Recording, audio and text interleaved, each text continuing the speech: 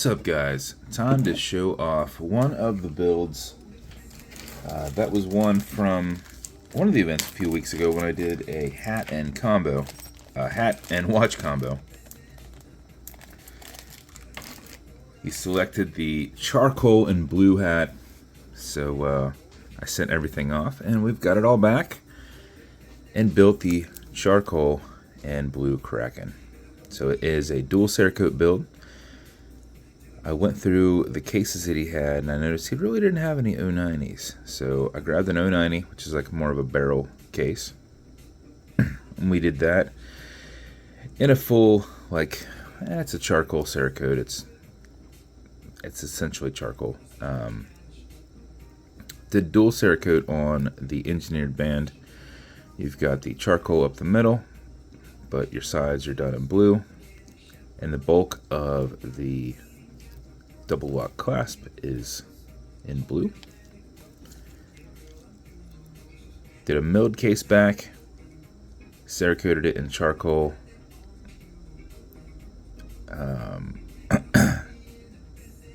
Then we cerakoted it in blue, and then lasered off the top layer to expose the charcoal color below.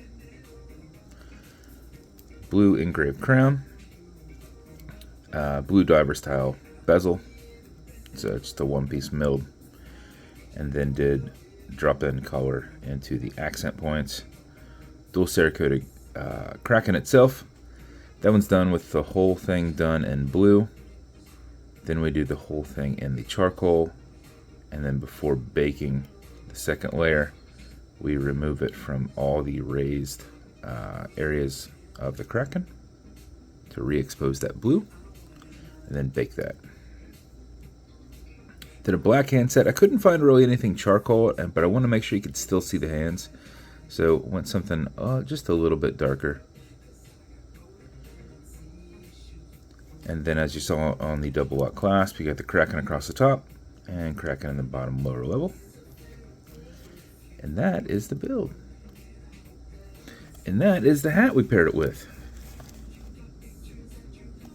So you had this nice, vibrant looking Kraken that was blue, but it also kind of had a hint of like a blue teal in it. So the best we could on matching those together. And I think it came out pretty freaking awesome. Bezel will turn left, it'll turn right. It is on there with intensity.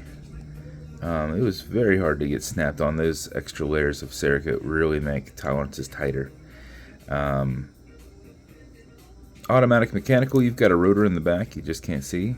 Sean knows all about it. He has all kinds, but for those who are new, also, instead of tying this right up under into the watch itself, I thought adding a little bit of a lug extension there was kind of a cool look, because the way it comes out of the bottom of the case looks pretty cool. But that can clearly be removed. You can go right from this into that, and it would just kind of hinge at this point. But I thought this was kind of cool because it can hinge at this point, and that can also hinge. So gives a little bit of kind of cool flexibility. But just kind of a cool little addition I did there. Automatic mechanical, so you can wind it where it put it in a watch winder, but if it's dead or you're not going to be very active, make sure you wind it just a little bit. And how you do that is you back the crown off the threads. Back the crown off the threads until you hear it and feel it clicking. At that point you can wind, and a wind is a turn away from you. Turning it towards you won't wind it, but it is a lot easier to keep your fingers spacing. And go back and forth. If you do that for 4 or 5 seconds before you put it on, that mixed with your rotor movement in the back will keep your time throughout the day. If you do it for another 10 seconds or so, you're going to max out your 31-hour power reserve on it.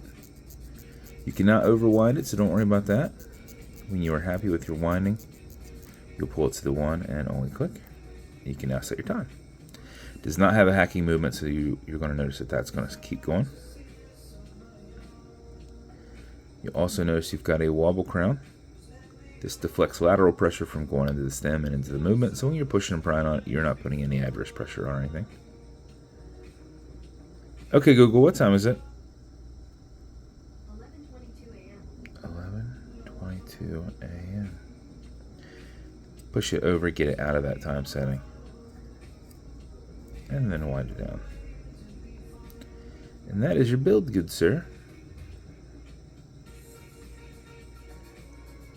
Blue on that against that charcoal was really, really, really cool.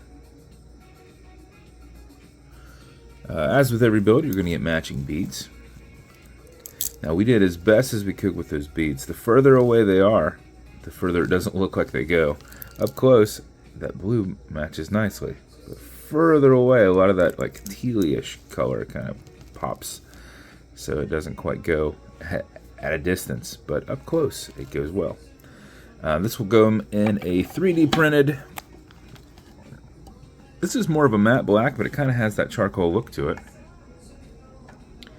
3D printed Kraken treasure box. As you see, it's going to come with the, this is a snapback flat bill Kraken hat. Got a little BVW there on the back side. And you're also going to have some watch cleaner. This is good on all glass and metal parts of this watch as a whole. Non-streaking, non-toxic, non-residue, as well as a microfiber. This is one of the ones that's logoed. And you also get some fine scratch remover. This is Novus 2 from Amazon, just repackaged. It's for your acrylic glass because you can scratch it. But if you do, you'll put a tiny bit of this on it and you'll buff it out using your included and color matching microfiber.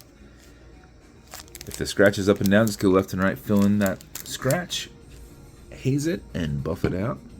If it's still there, wait a little bit and do it again. You're building up those layers in that acrylic glass and essentially dissipating that line. Don't do it to the cerakote. It's kind of like your car. If you do it too deep, you have to have it repainted. If you do it too light, you can use something like gun oil, and it should mask over that. So that's the build. Thanks a ton, Sean. I hope you like it, man. And if you want me to build you something custom and unique, reach out and I'll see what I can do. And if you want to continue to see videos like this, like and subscribe as I put them up all the time. Thanks.